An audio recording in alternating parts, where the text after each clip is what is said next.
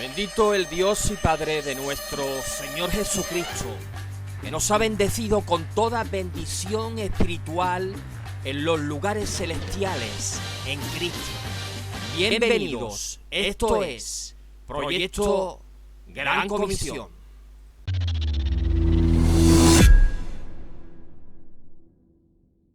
Bienvenidos a todos a esta octava entrega de nuestra capacitación online en evangelismo personal. La semana anterior estuvimos viendo cómo nuestro Dios se ha comprometido en llevar a cabo su proyecto de reconciliación, su proyecto de salvación para todo aquel que cree, proveyéndonos de herramientas extraordinarias que realmente pueden darnos la capacitación que necesitamos para poder estar llevando a cabo la labor que se nos ha encomendado.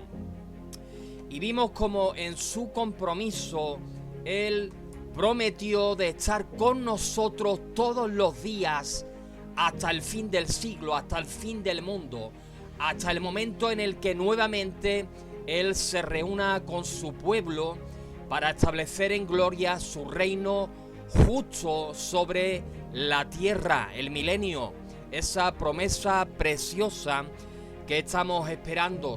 Él no solo se ha comprometido a estar con nosotros, veíamos también como Él se ha comprometido a convencer de pecado al incrédulo. Y es lo que pudimos ver en labios de nuestro Señor Jesucristo, haciendo referencia al Espíritu Santo, de que Él al venir, al ser enviado a nuestros corazones, Él actuaría convenciendo de pecado al incrédulo, convenciéndolo de justicia, convenciéndolo de juicio. Y veíamos como en síntesis esa acción poderosa del Espíritu de convencer de pecado implica hacerle ver su condición delante de Dios, la realidad de que todos somos pecadores y su situación de cara a la eternidad, de que a consecuencia del pecado el hombre sin Dios está perdido. Dios se ha comprometido a facilitarnos los recursos necesarios para que podamos, como enviados suyos, cumplir con la tarea de la Gran Comisión. Vemos entonces en el día de hoy cuál es el extraordinario potencial que Dios ha dado a la Iglesia para cumplir con el proyecto de la Gran Comisión. Y entramos en este punto en el módulo número 3.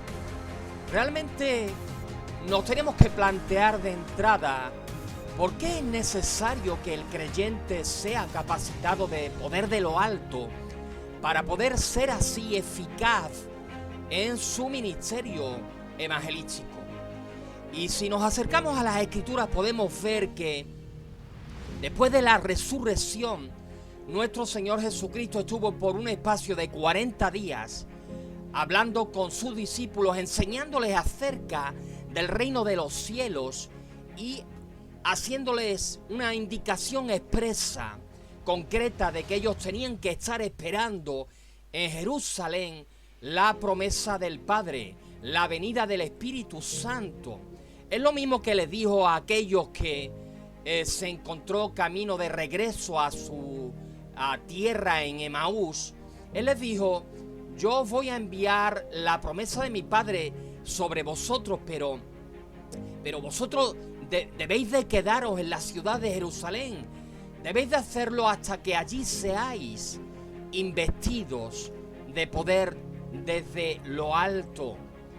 Y bueno, ¿por qué? ¿Por qué es necesario que tengamos que ser investidos de poder de lo alto? Es necesario, realmente es necesario, a consecuencia de la situación extrema en la que se encuentra el hombre caído. Y Y en esa situación extrema, realmente extrema, en la que el hombre caído se encuentra en el ámbito de lo espiritual, podemos ver que el hombre natural, el hombre que no conoce a Dios, el hombre que no ha nacido de nuevo, no puede discernir, no puede entender las cosas que son del Espíritu. Es lo que Pablo nos enseña en su primera epístola a los Corintios en el capítulo 2, en el versículo 14, que tienes en pantalla y que nos dice que el hombre natural no percibe las cosas que son del Espíritu de Dios, porque realmente para él son una locura, no las puede entender porque las cosas del Espíritu se han de discernir de forma espiritual. La palabra de la cruz es locura, dice el apóstol, a los que se pierden. Es incomprensible entender, creer, asumir que el Dios Todopoderoso se haga hombre, se haga semejante a nosotros, tome forma de siervo y se deje crucificar en una cruz maldita, derramando su sangre, y que por medio precisamente de ese sacrificio es que el hombre pueda ser reconciliado con Dios. El hombre en el ámbito espiritual nos enseña la palabra del Señor que no puede reaccionar porque realmente, espiritualmente hablando, está muerto a causa de la práctica de sus pecados. Pablo escribe a la iglesia en Éfeso haciéndoles ver esta realidad. Y él les dice que Dios nos ha dado vida a nosotros cuando nosotros estábamos muertos en la práctica de nuestros pecados, en la práctica de una vida que se estaba conduciendo de espaldas a su voluntad. Y es por eso que estamos muertos, que el hombre está muerto espiritualmente, que Pablo enseña a la iglesia en Roma que no hay justo, que no hay quien entienda, que no hay quien busque a Dios, que no hay quien haga lo bueno, que ninguno ha conocido camino de paz y que no hay temor de Dios delante de los ojos de aquellos que andan de una manera natural, sin el Espíritu, sin haber sido engendrados del Espíritu, sin haber sido nacidos del Espíritu. En relación a la libertad de acción, el hombre caído nos enseña la palabra del Señor que es esclavo de su propio pecado.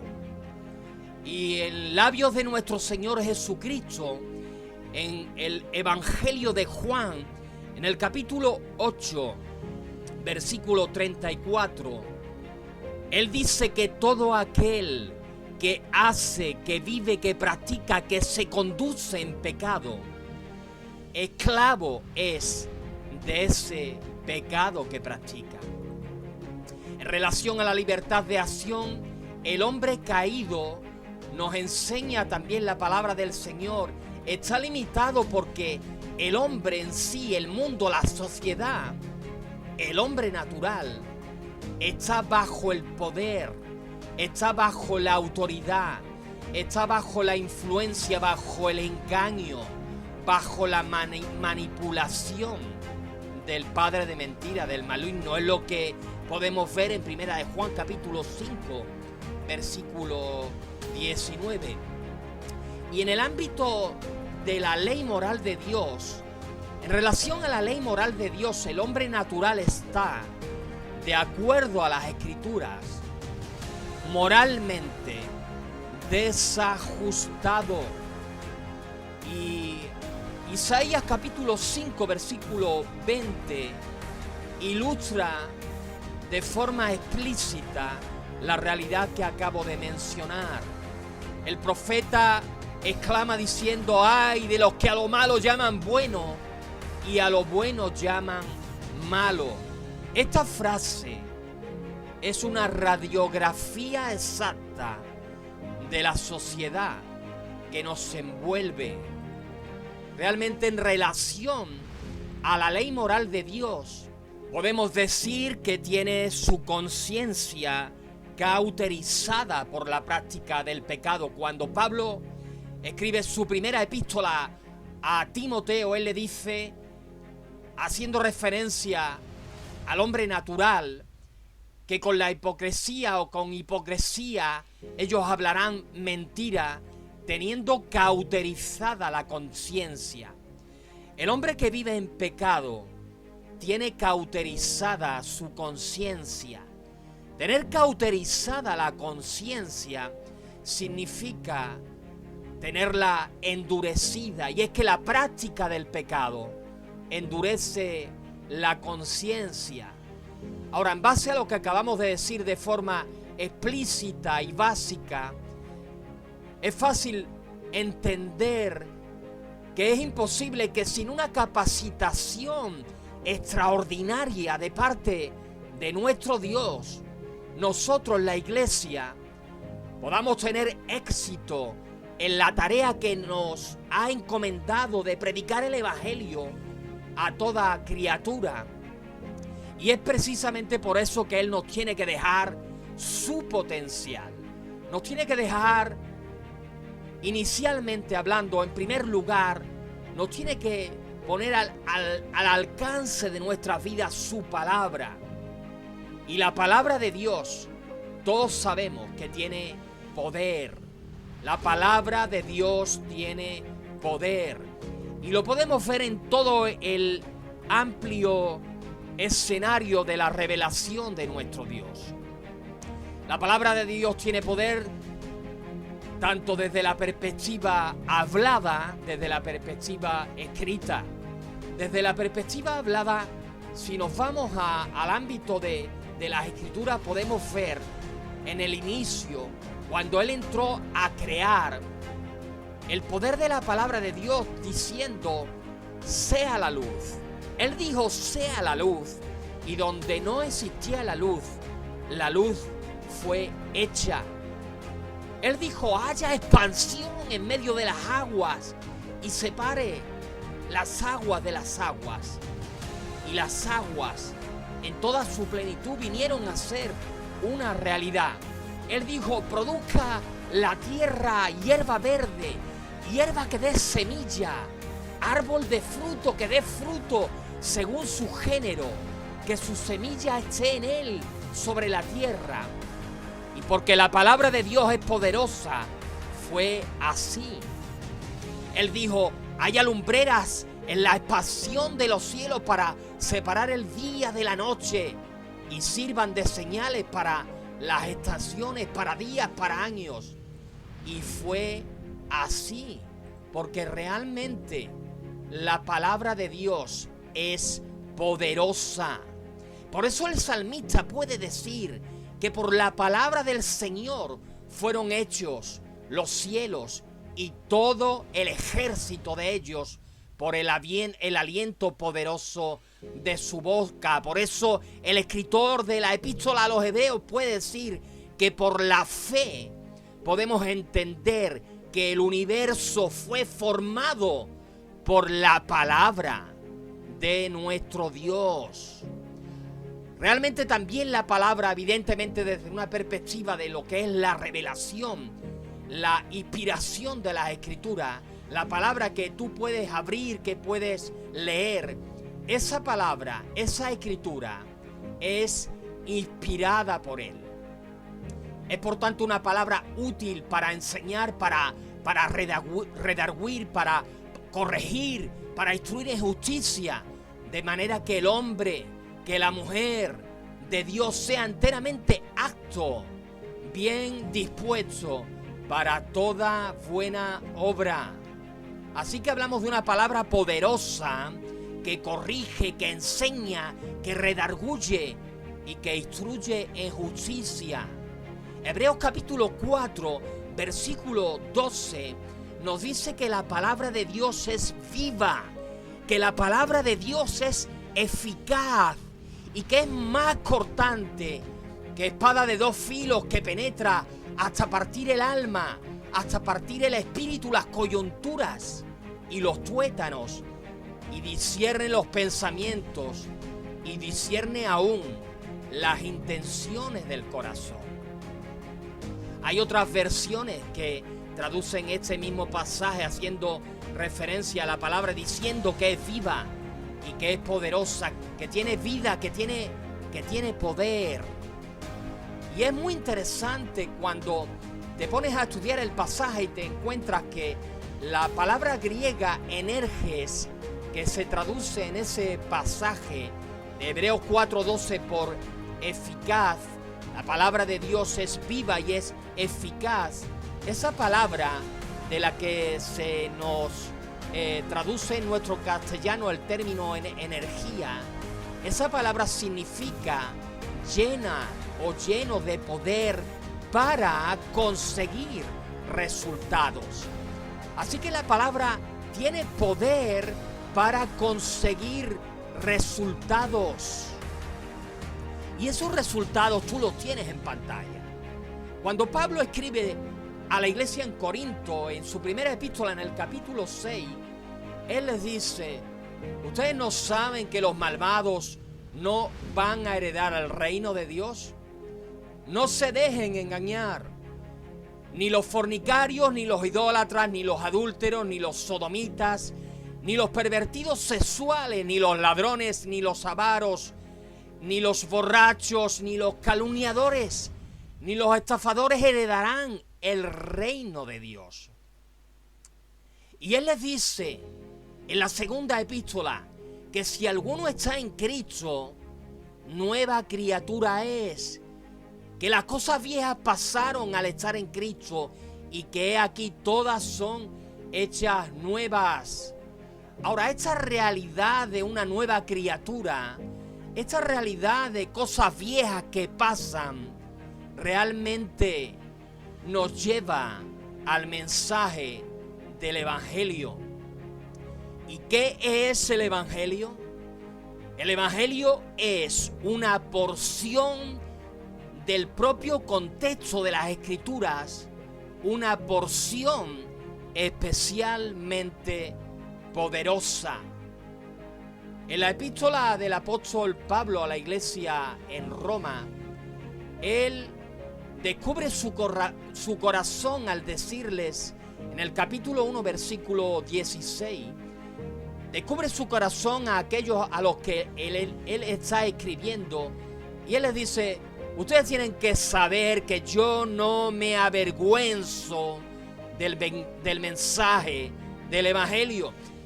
Y saben, no lo hago porque el mensaje del Evangelio es poder de Dios para salvación a todo aquel que cree.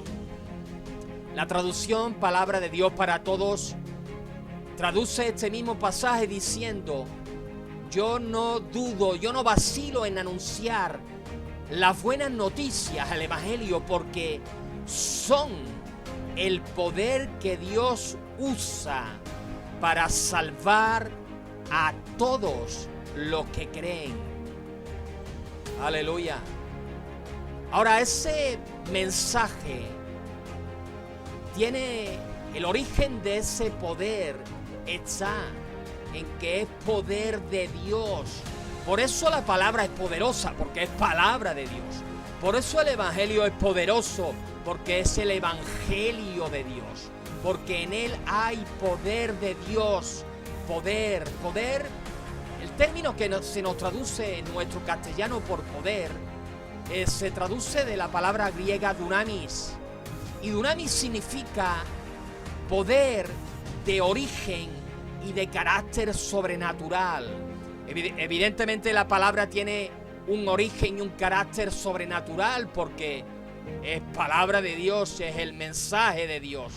El propósito de ese poder, el propósito del poder implícito en el mensaje del Evangelio es el de poder salvar a todo aquel que oiga el mensaje y que lo crea. Salvar, poder salvar. Salvar se traduce del término griego sotería. Sotería implica dar salvación, implica dar salud, implica dar libertad. Así que el Evangelio es el mensaje que tiene el poder de Dios para librar al hombre del estado y de la situación extrema en la que éste, en su incredulidad, se encuentra. Podemos decir entonces, y decimos, que el Evangelio puede libertar de la esclavitud al pecado, que el Evangelio puede libertar del sometimiento del diablo, que el Evangelio puede libertar de la muerte espiritual, que el Evangelio puede librar de ese desajuste moral y de dejar de llamar a lo malo bueno, a lo bueno malo, y poder llamar a las cosas por su nombre, poder tener una conciencia ajustada a las Escrituras, y a lo bueno llamar bueno y a lo malo llamar malo. Realmente este mensaje es un mensaje que transforma, que cambia las vidas. Y si no, que se lo digan a los apóstoles, y si no, que se lo digan a Esteban, que murió apedreado predicando este mensaje glorioso, que se lo digan a Nicodemo, que se lo digan a Pablo cuando fue interceptado por nuestro Señor Jesucristo, cuando él iba a Damasco a perseguir a los cristianos, que se lo digan a aquel que fue transformado por nuestro Señor, a Zaqueo, que se lo digan a la mujer que tocó el manto de Jesús, que se lo digan a la mujer samaritana o a la mujer adúltera que estuvo a punto de morir y que fue transformada por el Evangelio, por la misericordia de nuestro Señor Jesucristo, que se lo digan a todos aquellos cristianos que en el primer siglo fueron devorados por las fieras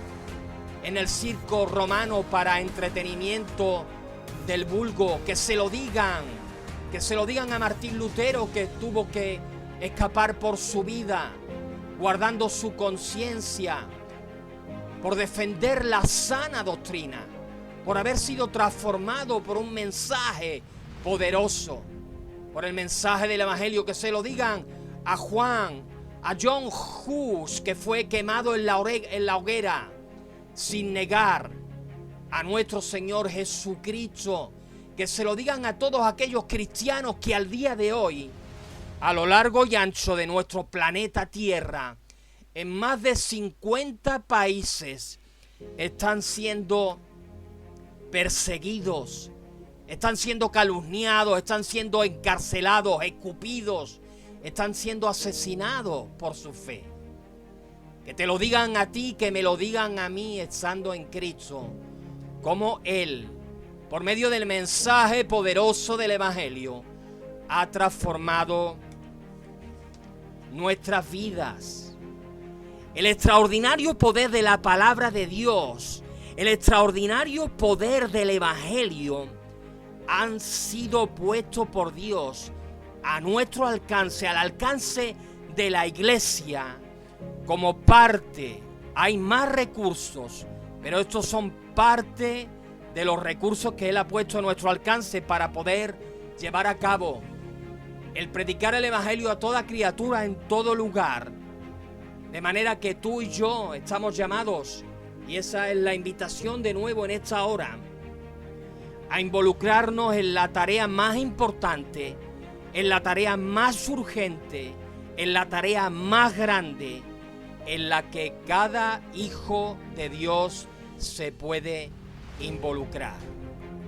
El amor de Dios, la gracia de nuestro Señor Jesucristo y la comunión y la unción y la presencia del Espíritu Santo sean con todos nosotros para cumplir con eficacia, para cumplir con fidelidad el llamado que tenemos en Cristo.